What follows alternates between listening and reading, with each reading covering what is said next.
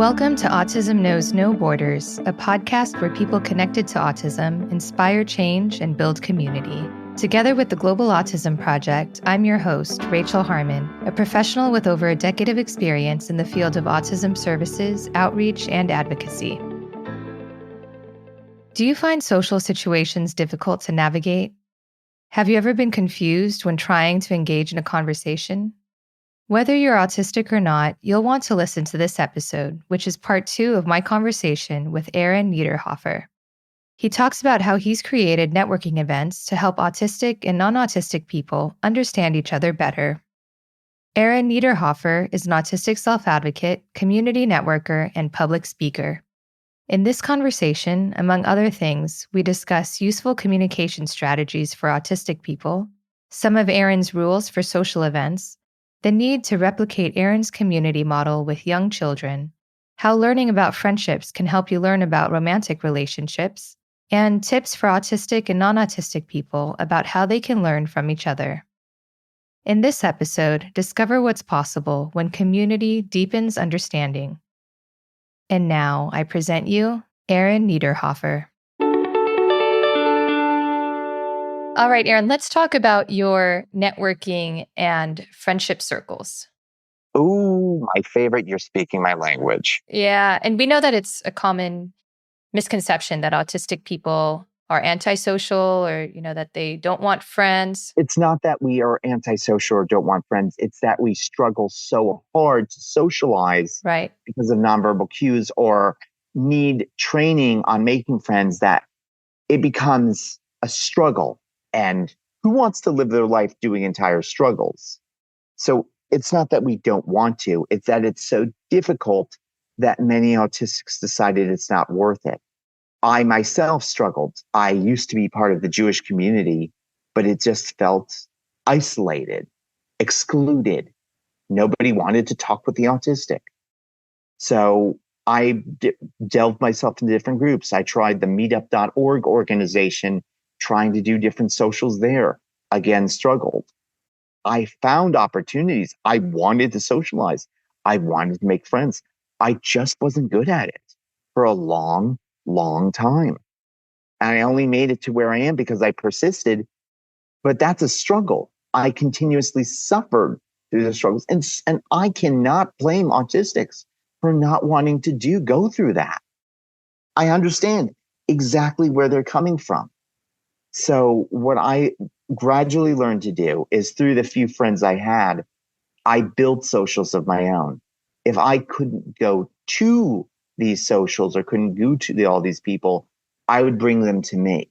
Starting out by offering socials at my apartments with food and drink, non-alcoholic, of course. I don't smoke or drink alcohol.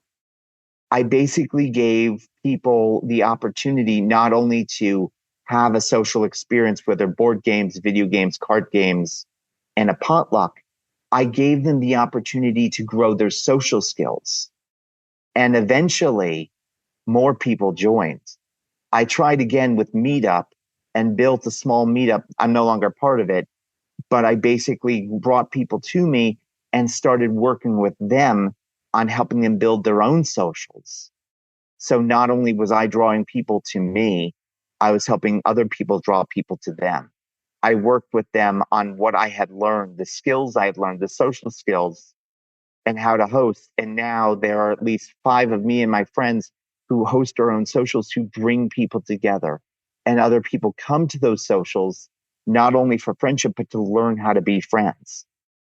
What was needed was a community. And for many autistics, that's the community they lack. A community allows to learn the social skills, to have the opportunity to make new friends, to explore hobbies. Are the events exclusively for autistic people? Nope. My goal has been to invite autistic and non-autistic people. In fact, the more non-autistic people come, the better, because it means more non-autistic people interacting with autistics. My goal at the end of the day is to build communities where autistic people can interact with, learn from, and grow while interacting with non-autistic people.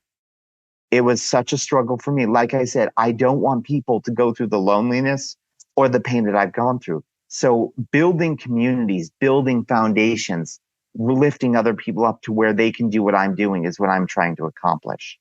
If I can help more people become community centers, become focal points that draw people to them and allow others to grow, then they can help other people, lift other people up, and provide other people that hope. Yeah. And that's amazing. That's really good that you're creating this space for people, a safe space, really.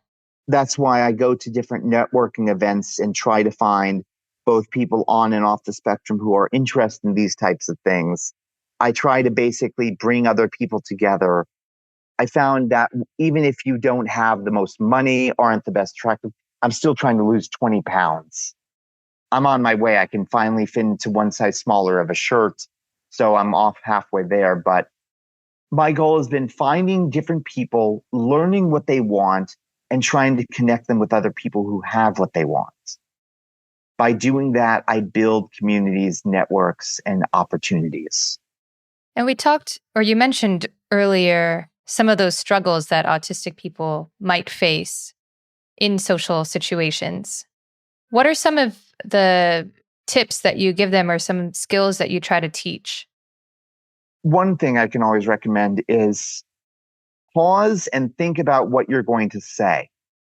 If it's something that you really, really want to say, hold off on doing it, actually. Read the situation, read people's faces, and ask for permission if it's something you're really passionate about saying. Because as passionate as you can be about wanting to say something, it may backfire.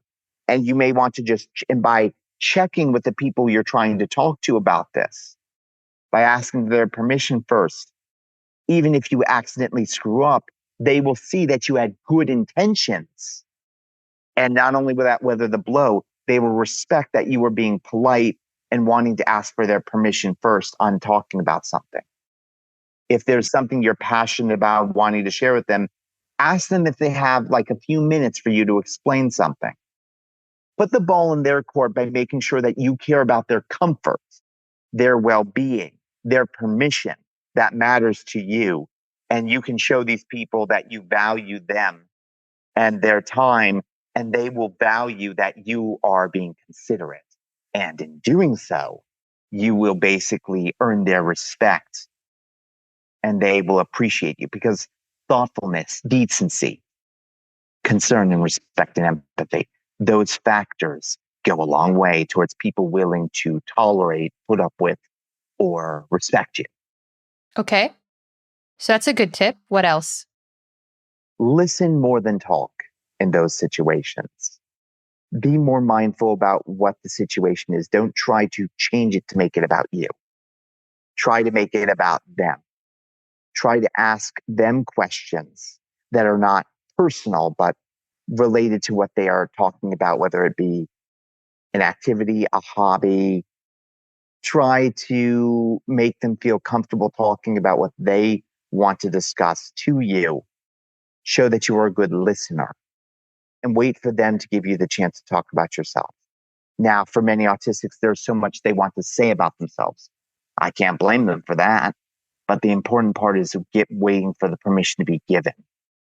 And to do that, they need to get other people to give them that permission by first showing interest in the other person, a give and take. Mm-hmm. So this is advice that you give to autistic people. And what do you try to teach the non-autistic people at these social events? That they have a lot they want to say and that they will not be able to say everything, but just try to give them a chance to say a little bit. But first get them to learn. I try to have the non-autistic people teach the autistic by having the autistic people learn to ask appropriate questions, learn that they may not be aware of when something is appropriate or not, and just not be condescending, but be nurturing. Be respectful. If they're saying something is wrong, say, Jackie, this may not be something you want to say in different circles. And while I understand you may not understand, may not know that, I just wanted to let you know now, why don't you try asking a different type of question or a different type of topic? So basically, the non-autistics learn tolerance, not just for autistics, but they learn their own type of control, their own type of composure that can serve them well in business, professional, or other settings. So it's not just the autistics learning from the non-autistics. The non-autistics learn a bit about themselves working with the autistics. Like I said, a give and take. Both sides benefit from this. Right. Oh, that's great. And so how do you encourage others to set their own rules when they're ready to host their own event? I have them first come to mind. I have them learn and ask about the rules. And while they're there, they talk with other people. If I was hosting a social, what type of activities would you like? What do you think would be good to be there? What do you think you would not want to be there? So to speak. I have them basically ask those questions in a comfortable environment. And I also have them check with me on these things or other event hosts. I have them seek feedback. What are some examples of rules?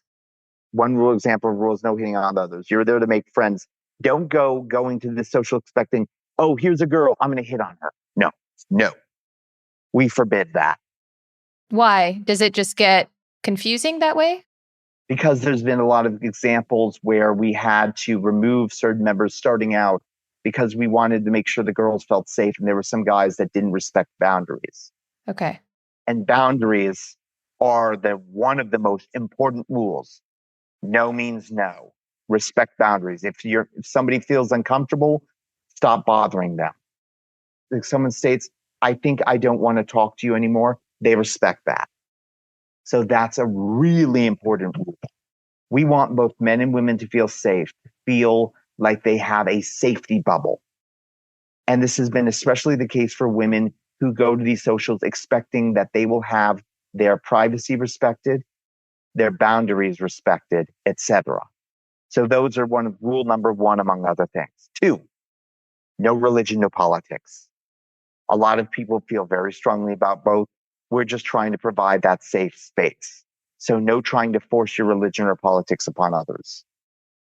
3, no alcohol, no drugs. No chance of something bad happening like that. 4, no violence. We keep our voices respectful to each other. No getting rowdy or stuff like that. If you want to get excited or scream in joy playing video games or card games, that's fine. But if argument stops, people need to immediately stop and find a sensory-friendly room to calm down. 5, the event host is the person in charge. Respect the event host. There have been people who think that just because they're not at their own house, they're at somebody else's house, that they don't have to respect rules or boundaries.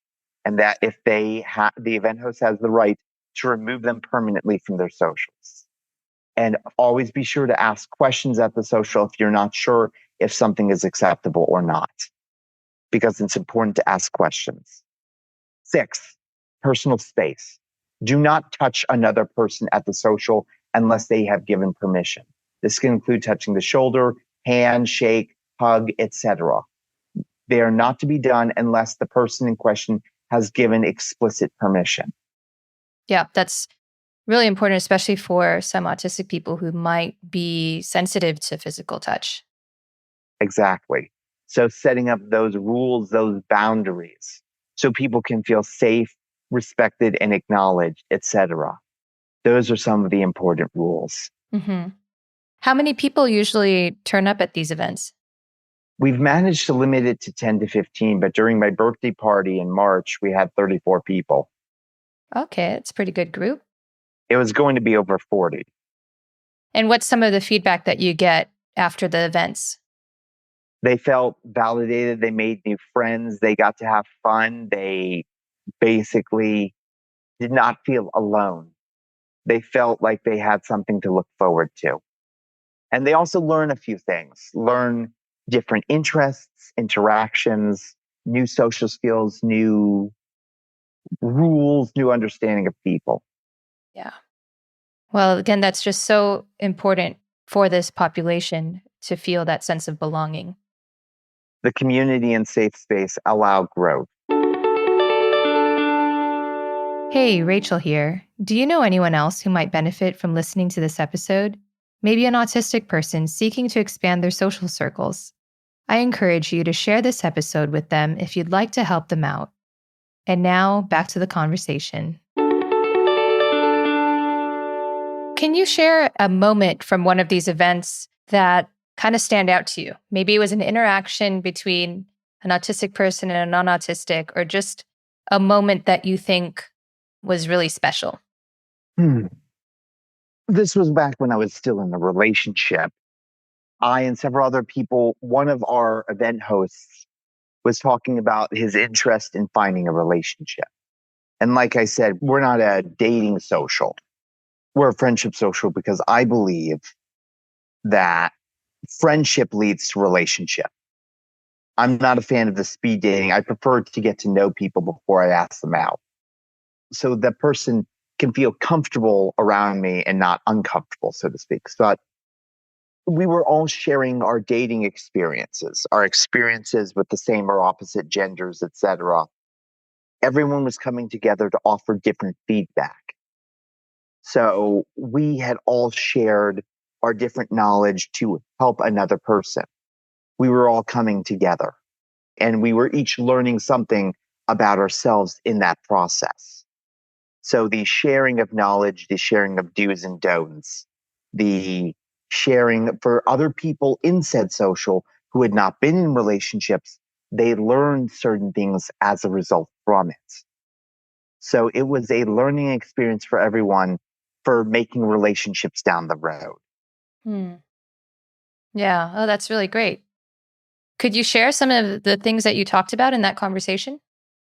For me, it was about learning to validate a woman's feelings and also pay attention to facial expressions. And sometimes the fact that with my ex, one of the things I had to pay attention to wasn't what she was saying.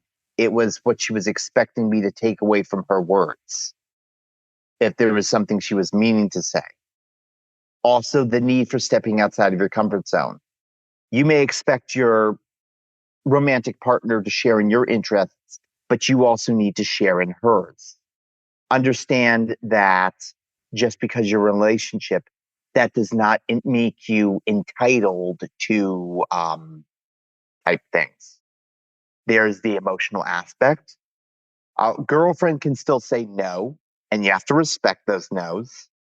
And also keep in mind that your partner has a life of their own, and they should not have to sacrifice their life for you, among other things. There's also learning when to start dating. Relationship doesn't happen on the first date. It takes time learning about themselves.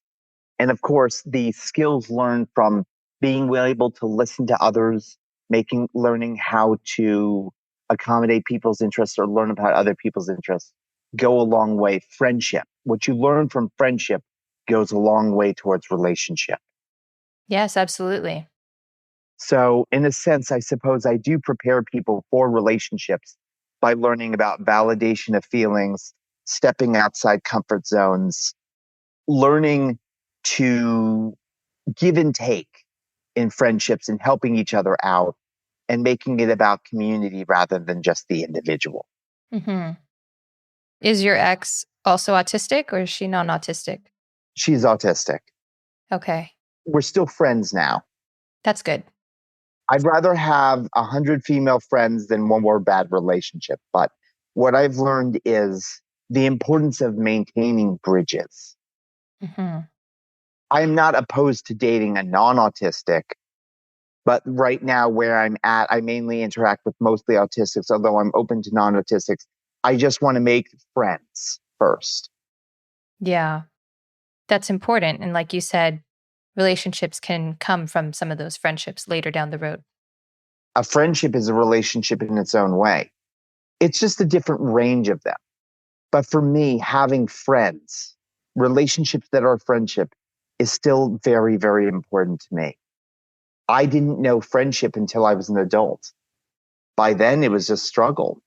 Now I have people who call me friends, people who reach out to me, people who extend to me opportunities for socials. My friends and I have built something I'm wanted.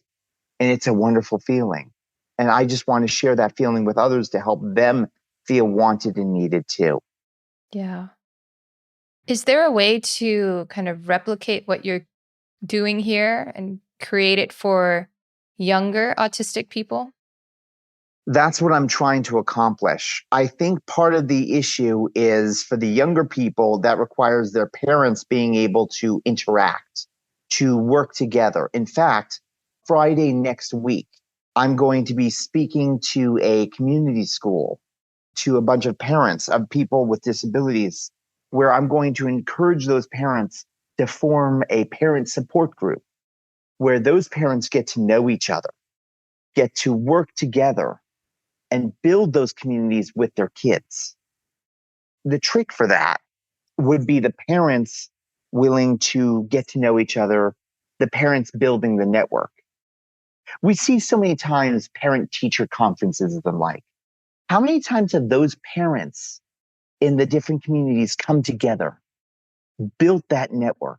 If it could be done for a younger generation, and it can, but for this case, for the younger ones, the ones less than 18 or 16, they need the parents to work together to gently nudge their kids into a restaurant social, maybe an arcade, bowling, mini golf. But it requires all those parents coming together, sharing their schedules, and working together on this. It involves the parents, the different parents of different families, being willing to trust each other. Is it going to be difficult? Yes. Is it improbable? I'd say so, unfortunately. But is it possible? And can it be done depending on the circumstances? And would it be done ideally? Absolutely. If an example of parents working together to build such a community can be done, the younger generation on the spectrum will benefit immeasurably. Right. But again, the trouble is trust. Parents struggle enough as their own. They have their jobs, they have their families, they have their kids, they have the school systems. And wanting to work together with other parents is both a struggle and a learning process that not many of them may be prepared for. They would need assistance. They would need help. They would need resources, a facilitator, someone to help guide them together. And that's beyond what I can offer or recommend. But if the community can provide those factors, those tools, those resources, ideally it could be done in a way as long as you take some of the load off the parents. Otherwise, you need a program with people skilled with interacting with people on the spectrum, young people on the spectrum, and more than one person at said setting to help those kids. Mm-hmm. So it is a struggle, but all I can do is provide you with what tools, methods, or programs would be needed.